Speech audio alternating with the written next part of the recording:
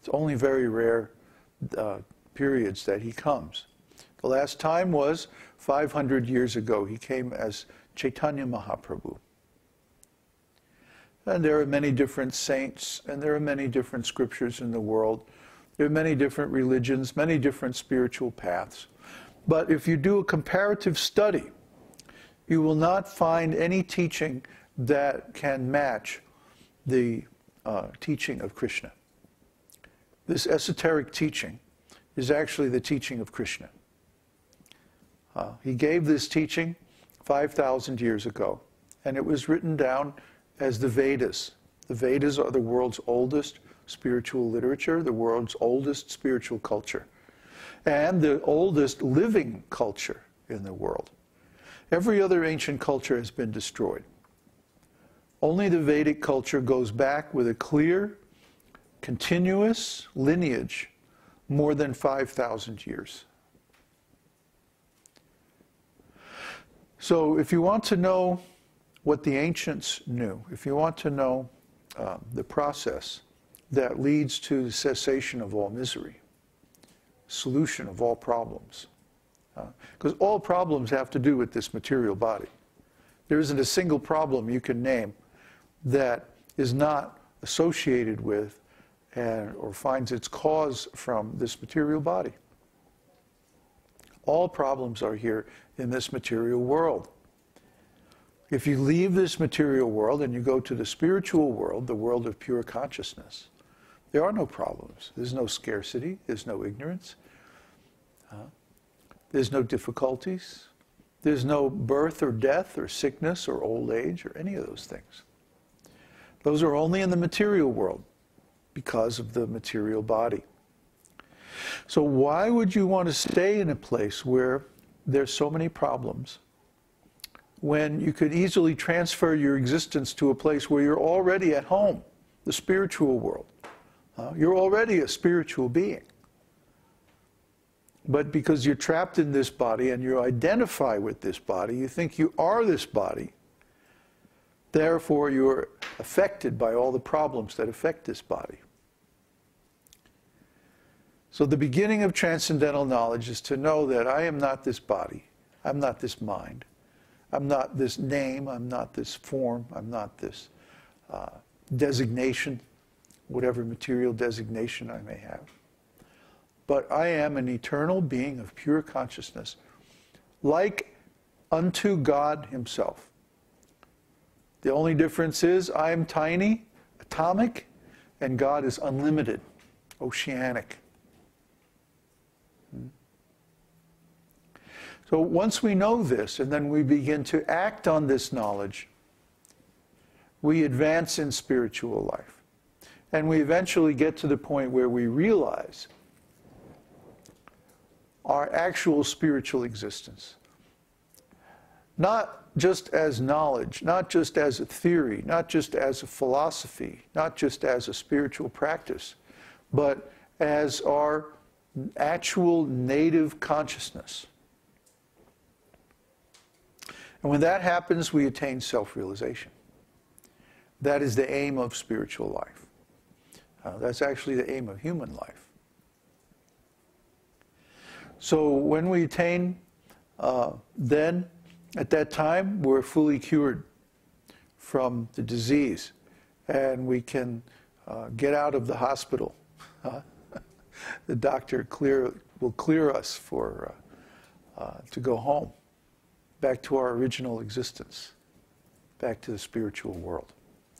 And that's the purpose of this esoteric teaching. That's what we're doing here. That's why we're here. That's why we hold these meetings. That's why we study all these ancient books, chant all these mantras, do all this stuff. It's a science. It's quite an elaborate science. And in our other classes, we go quite deeply into the complexities of this science, because in the West we don't know much about consciousness. Consciousness is very, very complex. Consciousness is much more complex. The world of consciousness is much more complex than the world of matter. There are more varieties of phenomena, more varieties of experience in the spiritual world than there are in the material world. Because the spiritual world is the origin of the material world. The material world is a subset of the experiences that one can have in the spiritual world. That's the way it has to be.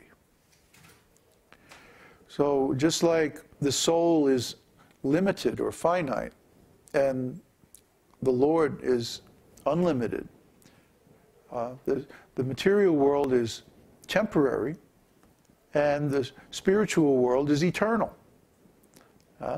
Krishna says, never was there a time when you, nor I, nor all these kings did not exist. And never in the future shall we cease to be. The soul is eternal, immortal, and primeval. He does not die when the body is killed. No one can destroy the imperishable soul. It cannot be hurt by weapons, cut by a knife, withered by the wind, dried by the sun, burned by fire. There's nothing that can affect the eternal soul. The only way the soul can become diseased is by our own will. If we try to do something that is dangerous for us, we can become covered by ignorance because of the reaction. So in this material world, there's so many sinful things. Anytime we cause pain to another, or anytime we pollute our senses, then we perform sinful activities. So there's so many sinful activities: meat eating, intoxication, illicit sex, gambling, speculation. And of course, these things are rampant in the world. So as monks, as spiritual people, we withdraw from these activities, and instead we cultivate spiritual activities. We chant the holy name, we eat food, vegetarian food offered to the Lord, we meditate on his pastimes and his qualities, we understand this philosophy, and we serve him. And the main service that we do is that we help other people to understand this philosophy. It's not like we're mindless fundamentalists trying to grow our little cult. Actually, we turn away a lot of people. Somebody wrote me yesterday, and they said, well, I want to come down there and join your school. I want to take all your courses, and I want to do this, and I want to do that. And their name was so-and-so Das. And I said, well, where'd you get that name, so-and-so Das? And he said, oh, well, I'm a member of ISKCON, and da-da-da-da-da. I said, I'm sorry. We have a policy. We do not accept members of ISKCON. And he wrote back, I'm shocked. Well, that's why we can be effective, is that we don't allow certain types of people into our organization. We don't accept certain types of people. So because of that, we're able to maintain the purity of our teaching. Because of that, we're able to stay away from religious politics or any kind of politics. We're able to focus on becoming self-realized instead of on dealing with all these problems. Anytime you have a big organization with all different kinds of people, you have a big set of problems. Anytime you try to take anybody, accept anybody and everybody, of course there's going to be problems, because they're going to bring their problems with them. So our policy has always been that we accept only very highly qualified people, and in that way we avoid so many problems. Of course, we still have our education program that outreaches through the internet, where anybody can participate. So it's not like we're limiting our teaching activities, but we are limiting who can come as a resident student. Anybody can take our courses, anybody can watch our videos. We don't limit or discourage that. All we ask is that people should be sane and courteous in their dealings, and that they should focus on learning this esoteric teaching and implementing it in their lives, and not come to our site or participate in our forums for any other reason. There's plenty of other forums where you can do other things if you like. But when you're on our forum, you stick to this esoteric teaching. That's what it's for. So anyway, this is the cure. This is the sugar candy. To relish Krishna's name, qualities, form, pastimes, personality, his relationships, and so on, and his service.